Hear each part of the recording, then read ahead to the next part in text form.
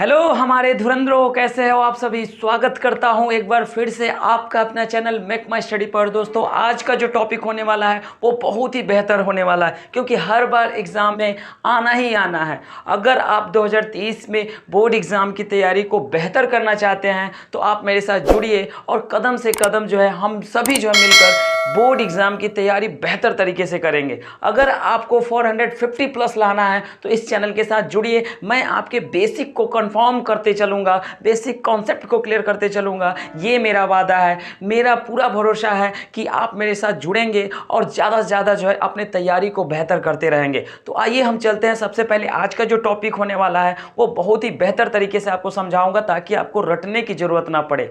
आज मैं आपको उत्तल दर्पण, समतल दर्पण और अवतल दर्पण, इन सभी के यूजेस, कहाँ कहाँ इनका प्रयोग किया जाता है, इन सभी बातों को बेहतर तरीके से और एग्ज़ाम में को जो क्वेश्चन पूछा गया है उनको भी मैं इस वीडियो में आपसे डिस्कस करूंगा। उम्मीद करूंगा कि आपको ये बहुत अच्छा लगे और ज़्यादा से ज़्यादा जो है शेयर और लाइक करना नहीं भूलिएगा। देर किए हुए हम सबसे पहले चलते हैं प्लेन मिरर के बारे में, जानते हैं कि प्लेन मिरर होता क्या है, या आखिर समतल दर्पण के यूज क्या है, हम कहाँ कहाँ समतल दर्पण का प्रयोग करते हैं जो अक्सर एग्जाम में पूछा जाता है। तो सबसे पहले आइए समझते हैं कि समतल दर्पण होता क्या है। तो सब देखिए, समतल कोई कांच लेकर आइए, कोई शीशा लेकर आइए और उसके तरफ एक तरफ आप क्या कीजिए, उसको पेंट कर दीजिए। तो जो दूसरा तरफ होगा वो दर्पण का काम करने लगेगा। तो इस प्रकार के दर्पण को हम समतल दर्पण कहेंगे। और समतल दर्पण का यूज हम कहाँ करते हैं, तो आप अपने घर में जो गोदरेज का अलमारी होता है, जो हम लोग ऐनक का यूज करते हैं, वही तो समतल दर्पण है।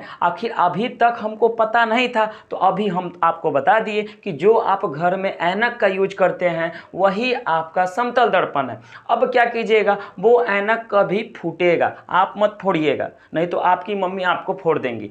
ऐनक को नहीं फोड़िएगा, किसी कारणवश को वो गिर जाए, अब जानबूझ के भी मत गिरा दीजिएगा, किसी कारण उसका वो गिर जाएगा। अब उसको उठाकर देखिएगा तो पीछे जो है देखेंगे पेंट किए रहता है, और दूसरे तरफ हम अपने स्मार्ट से चेहरा को क्या करते हैं, देखते रहते हैं। तो वही ऐनक तो एक प्रकार का समतल दर्पण है। मैंने परिभाषा क्या बताया कि कोई समतल कांच हो, कोई समतल क्या हो, कांच हो, यानी कोई एकदम प्लेन कांच हो, इधर भी दिखे इधर भी दिखे। अब किसी एक तरफ आप क्या कीजिए, इसको पेंट कर दीजिए। तो जब इस तरह से एक तरफ पेंट कर देंगे तो जो ये भाग दिख रहा है आपको, ये दर्पण का काम करेगा। तो इस प्रकार के दर्पण को हम लोग प्लेन मिरर यानी समतल दर्पण कहेंगे। इतना बात आपको समझ में आ गया। अब समतल दर्पण के में प्रतिबिंब कैसा बनता है, उसकी कौन कौन से क्वालिटी है, उन सभी बातों को जो मैं बताने जा रहा हूं। हर बार एग्जाम में, चाहे वो कोई भी एग्जाम हो, चाहे आप वो स्टेट बोर्ड का एग्जाम क्यों ना दे रहा हो, चाहे वो किसी जॉब से रिलेटेड कोई एग्जाम क्यों ना हो, इस टाइप के क्वेश्चन आपसे पूछने ही पूछने हैं।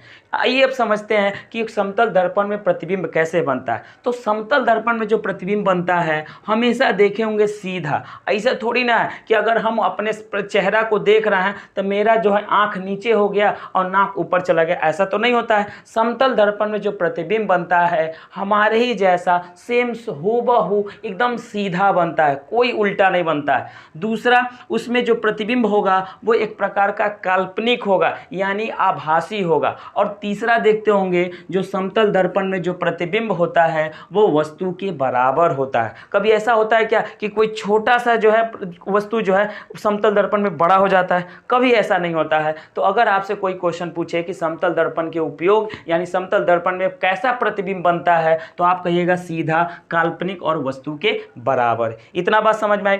दूसरा गुण देखिए बहुत इंपॉर्टेंट है। दूसरा गुण क्या इंपॉर्टेंट है कि सर, जब आप समतल दर्पण के सामने किसी वेग से, किसी स्पीड से दौड़ेंगे, यानी जब आप समतल दर्पण के सामने भी मीटर प्रति सेकेंड के से दौड़ेंगे तो जो प्रतिबिंब आपका होगा वो 2 भी मीटर प्रति सेकेंड के हिसाब से दौड़ता हुआ नजर आएगा। यानी जब हम आपके हिसाब से 10 मीटर प्रति सेकेंड के हिसाब से दौड़ रहे हैं तो जो मेरा प्रतिबिंब होगा समतल दर्पण में वो 20 मीटर प्रति सेकेंड के हिसाब से क्या होगा, हमको लगेगा कि हम बहुत तेज दौड़ रहे हैं, हमको क्या लगेगा कि हम बहुत तेज दौड़ रहे हैं। अक्सर आप देखते होंगे कि जहाँ पर डांस सिखाया जाता है, जहाँ पर डांस क्लास लिया जाता है, वहाँ पर जो है जो लेडीज़ जाती हैं, जो अपने एक शरीर को जो है पूरा भारी भरकम शरीर को जो है डांस के सारी योग मतलब एक्सरसाइज के के माध्यम से जाती हैं वहाँ क्लास लेने, तो जब वो धीरे धीरे नाचती हैं तो उनको लगता है कि मेरा बॉडी जो है मैं जो है बहुत तेज़ी से डांस करना सीख गई हूँ। लेकिन ऐसा नहीं है, क्योंकि ये समतल प्लेट की क्वालिटी है कि जब आप समतल प्लेट के सामने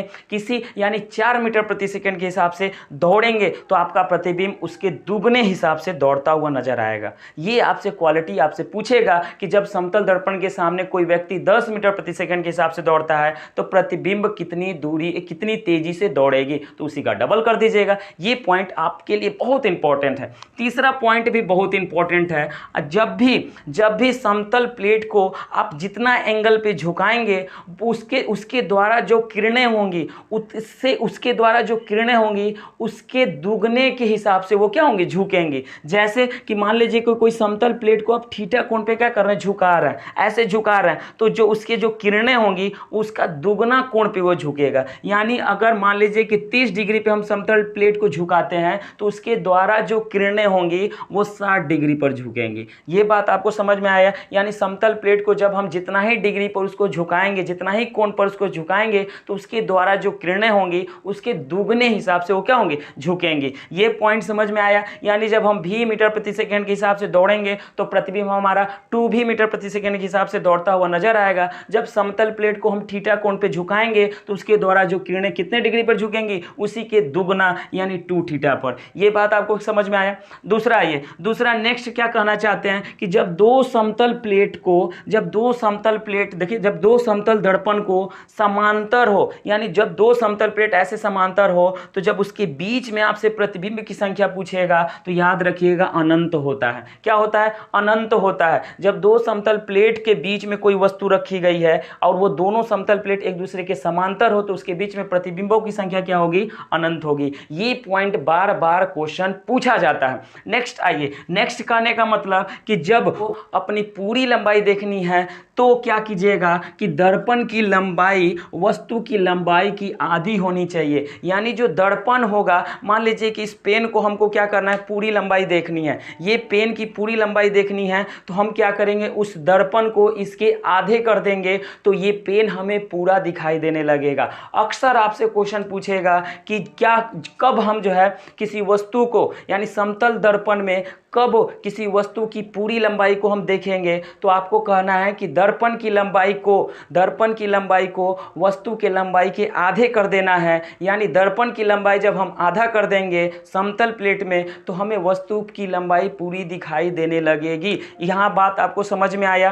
क्या है, फिर से समझ लीजिए कि जब वस्तु की लंबाई को देखने के लिए दर्पण की लंबाई वस्तु की लंबाई की आधी होनी चाहिए। यानी समतल दर्पण में पूरा प्रतिबिंब आप कब देख सकते हैं, जब दर्पण जो है वस्तु की आधी होगी। ये बात आपको समझ में आई? नेक्स्ट आइए, नेक्स्ट जो है बहुत इंपॉर्टेंट है। यानी जब देखिए दो समतल दर्पण को एक दूसरे से थीटा कोण पर हो, यानी दो समतल दर्पण एक दूसरे के किसी न किसी एंगल पे रखा गया हो। अभी तक इस टाइप में देखिए इस पॉइंट में कहीं पर भी किसी कोण का किसी एंगल की बात नहीं की गई है। बस बात की गई है कि जब दो समतल दर्पण को समांतर हो, दोनों एक दूसरे के समांतर हो, तो उसके में कितना प्रतिबिंब बनेगा, तो अनंत होगा। लेकिन जब दो समतल दर्पण को एक दूसरे से थीटा कोण पे रखा जाए, किसी न किसी एंगल पे झुका के रखा जाए, तो उन दोनों समतल दर्पण के बीच में प्रतिबिंबों की संख्या क्या होगी? तो फार्मूला आपको याद रखना है 360/θ-1। इस फार्मूला पे जब आप रख देंगे तो आपको प्रतिबिंबों की संख्या पता चल जाएगा। कैसे? जैसे एग्जांपल समझिए कि मान लीजिए कि दो समतल दर्पण एक दूसरे से 90 डिग्री पर है। कितने डिग्री पर है? 90 डिग्री पर है। तो पूछेगा कि प्रतिबिंबों की संख्या क्या होगी। तो देखिए इस फार्मूला पे मैं रख दे रहा हूं 360 और थीटा का मान कितना देख दिया, 90। देखिए यहाँ -1, यहाँ 0 से 0 0, देखिए 9 का देखिए 36 4 बार में जाएगा। अब 4 - 1 = 3। यानी जब दो समतल दर्पण को 90 डिग्री पर झुका के रखा जाएगा तो उसके बीच जो प्रतिबिंबों की संख्या होगी वो कितनी होगी? 3 होगी। तो ये समतल दर्पण के कुछ इंपॉर्टेंट पॉइंट थे जो अक्सर एग्जाम में आपसे जरूर पूछेगा। और उम्मीद करूंगा ये समतल दर्पण के जितने भी क्वालिटी मैं आपको बताया हूं वो अच्छे से आपको समझ में आया होगा। अब आइए हम समझते हैं कि जो गोलीय दर्पण होते हैं, यानी उसको कह सकते हैं स्फेरिकल मिरर जो होते हैं, वो कौन कौन से होते हैं, कितने प्रकार के होते हैं, तो उनके बारे में मैं बहुत अच्छे से डिटेल से आपको बताने जा रहा हूं। पूरे वीडियो को अंत तक देखिएगा और अच्छा लगेगा तो शेयर और सब्सक्राइब करना नहीं भूलिएगा। तो चलिए दोस्तों, समतल दर्पण के बाद अब समझते हैं कि गोलीय दर्पण होता क्या है। तो जैसा कि आप हेडिंग देख रहे हैं कि गोलीय दर्पण स्फेरिकल मिरर क्या होता है, तो गोलीय दर्पण एक प्रकार का शीशा का एक खोखला कांच का गोला होता है जिसका एक भाग जो है वो दर्पण का काम करता है। तो कैसे करता है, जैसे देखिए मान लीजिए कि एक शीशा का ये खोखला गोला है, शीशा का क्या है, ये खोखला गोला है और इसको हम बीचों बीच क्या करते हैं, काट देते हैं। तो जैसे बीचों बीच काटेंगे, जैसे बीचों बीच इसको काट देंगे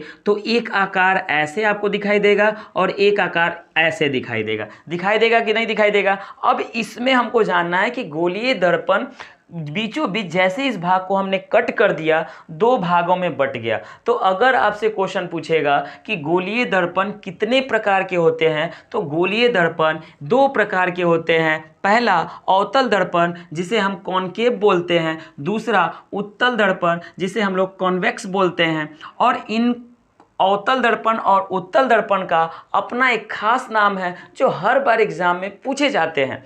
पहला कि अवतल दर्पण को हम अभिसारी दर्पण भी कहते हैं। क्या कहते हैं, अभिसारी दर्पण भी कहते हैं। और उत्तल दर्पण को हम अपसारी दर्पण भी कहते हैं। तो ये दोनों पॉइंट आपको याद रखने होंगे। अगर आपसे पूछेगा कि अपसारी दर्पण किसे कहते हैं, अभिसारी किसे कहते हैं, तो आप इस पॉइंट को नोट कर लीजिए और आने वाले एग्जाम में जो है हर हाल में ये क्वेश्चन आपसे मिलेगा। ठीक है, अब आइए समझते हैं कि अवतल दर्पण होता क्या है और उत्तल दर्पण होता क्या है। मैंने बताया था कि गोलीय दर्पण किसी कांच का खोखला गोला है। अब इस कांच के खोखले गोले को बीचों बीच काटेंगे तो एक आकृति आपको ये दिखाई देगी और दूसरी आकृति ये दिखाई देगी कि नहीं देगी। अब इसमें कौन उत्तल होगा कौन अवतल होगा ये तो अभी पता नहीं चल रहा है। तो जब इस कटे हुए भाग को बाहर से आप रंग देंगे, किधर से रंग देंगे, उभरे हुए भाग को रंग देंगे, तो जो ये आकृति दिखाई दे रही है वो अवतल कहलाएगी। क्या कहलाएगी, यानी किसी खोखले गोले के उभरे हुए भाग को जब हम पेंट कर देंगे तो धंसा हुआ भाग दर्पण का काम करेगा, तो क्या कहलाएगा, अवतल दर्पण कहलाएगा। ठीक इसी का उल्टा कि जब किसी खोखले गोले के भाग के धंसे हुए भाग को पेंट कर दिया जाए, धंसे हुए भाग को पेंट कर दिया जाए तो देखिए दर्पण का काम उभरा हुआ करेगा। तो इस प्रकार के दर्पण को उत्तल दर्पण कहते हैं। ये बात आपको समझ में आ गई। अगर नहीं समझ में आई होगी तो फिर से देख लीजिए। जब कोई खोखला गोला कांच का होगा उसे बीचों बीच काट दीजिएगा और उसके उभरे हुए भाग को जब आप पेंट कर देंगे तो धंसा हुआ भाग आपका दर्पण का काम करने लगेगा। तो इस प्रकार के दर्पण को अवतल दर्पण, जिसे हम अभिसारी दर्पण भी कहते हैं। लेकिन जब धंसे हुए भाग को पेंट कर दीजिए और उभरा हुआ भाग आपका दर्पण का काम करेगा तो उसे उत्तल दर्पण या अपसारी दर्पण कहते हैं। अब इन दर्पणों का यूज कहाँ कहाँ होता है जो हर बार एग्जाम में पूछे जाते हैं, उन चीजों को समझ जाते हैं। तो आइए एक एक करके जानते हैं कि अवतल दर्पण का यूज यानी कॉनकेव मिरर का जो यूज कहाँ कहाँ होता है। तो सबसे पहले आप देखेंगे गाड़ी के हेडलाइट में, जो गाड़ी का जो हेडलाइट होता है आगे जहाँ पे बड़ा सा देखिए उसका मुंह जो होता है, वो जो वहाँ पर जो दर्पण लगी होती है वो एक प्रकार का अवतल दर्पण होता है। तो गाड़ी के हेडलाइट में किस दर्पण का प्रयोग करेंगे, अवतल।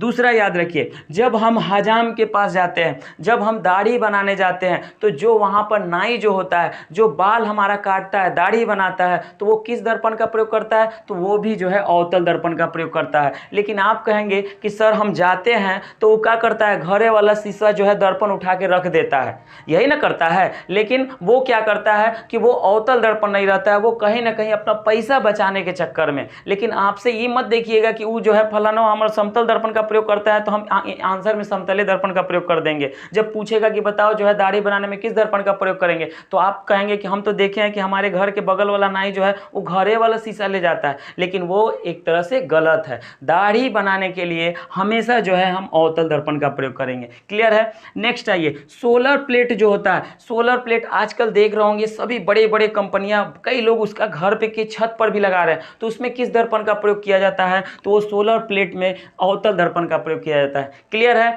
इसके बाद मैं उत्तल दर्पण की सारी चीजें आपको बताऊंगा, बस ध्यान से देखते रहिएगा। दूसरा आ जाइए, लेजर लाइट। मेला में, जैसे सोनपुर के मेला में जाते होंगे तो हम लोग जब छोटे छोटे रहते थे तो एक छोटका लेजर लाइट मिलता था ना, तो लेजर लाइट को हम क्या करते, दूसरे पर रात के अंधेरे में मारते थे। तो जब आपसे क्वेश्चन पूछेगा कि लेजर लाइट में किस दर्पण का प्रयोग करते हैं, तो हम अवतल दर्पण का प्रयोग करेंगे। इसी तरह जितने भी डॉक्टर हैं, चाहे वो नाक के हो, चाहे वो कान के हो, चाहे वो आंख के हो, चाहे वो मुंह के हो, जितने भी डॉक्टर होते हैं वो किस दर्पण का प्रयोग करते हैं तो वो अवतल दर्पण यानी अभिसारी दर्पण का यूज करते हैं। इतना बात समझ में आ गया। अब आइए चलते हैं उत्तल दर्पण। उत्तल दर्पण का सबसे ज्यादा जो एग्जांपल आप देखे होंगे, जब आप गाड़ी चलाते होंगे तो उसके साइड मिरर को देखते होंगे, एक साइड इधर एक साइड इधर। जब हम मोड़ते हैं तो हम पीछे वाले को कहां देखते हैं? बगल वाले में। तो जो साइड का जो मिरर होता है वो हम पीछे के दृश्य को देखने के लिए, तो गाड़ी के जो साइड मिरर होता है वो एक प्रकार का उत्तल दर्पण होता है। वाहन के दोनों किनारों पर लगे दर्पण, कौन सा दर्पण? उत्तल दर्पण। उसी तरह जितने भी रोड पर, सड़क पर जो स्ट्रीट लैंप लगे तो जो चारों तरफ रोशनी देते हैं, उस तरह के दर्पण जो है वो एक प्रकार का उत्तल दर्पण होता है। तो अवतल और उत्तल दर्पण का यूज आपको पता चल गया। एक जो है सबसे ज्यादा इंपॉर्टेंट, कई बार गाड़ी में जब देखते होंगे तो गाड़ी का जो हेडलाइट होता है, जो गाड़ी का हेडलाइट तो अवतल है, लेकिन जब आप कार में देखते होंगे दोनों साइड जो होता है उत्तल दर्पण होता है। लेकिन एक देखते होंगे ड्राइवर के जस्ट उसके सर पर होता है, लेकिन वो कौन सा दर्पण होता है? तो जो जस्ट सर पर होता है वो उत्तल दर्पण मत मार दीजिएगा, वो उत्तल दर्पण ना होके वो समतल दर्पण होता है। याद रखिएगा, जो गाड़ी का जो अंदर होता है सीधे जो ड्राइवर के सर पर होता है, तो उस दर्पण से हम क्या करते हैं? पीछे के दृश्य को देखते हैं, तो वो दर्पण जो है एक प्रकार का समतल दर्पण होता है। ये बात आपको समझ में आई? तो ये सभी बातों अगर आपको समझ में आई होगी तो ज़्यादा से ज़्यादा लाइक कीजिए, शेयर कीजिए, ताकि अभी ये छोटा सा परिवार एक दिन बड़ा परिवार हो। और वो कैसे होगा? वो आपके आशीर्वाद और आपके सपोर्ट से होगा। तो उम्मीद करूंगा आया गया क्लास आपके लिए बहुत ही कारगर साबित हो और आने वाले एग्जाम में एक न एक क्वेश्चन जरूर आएगा। तो इसी के साथ जय हिंद दोस्तों।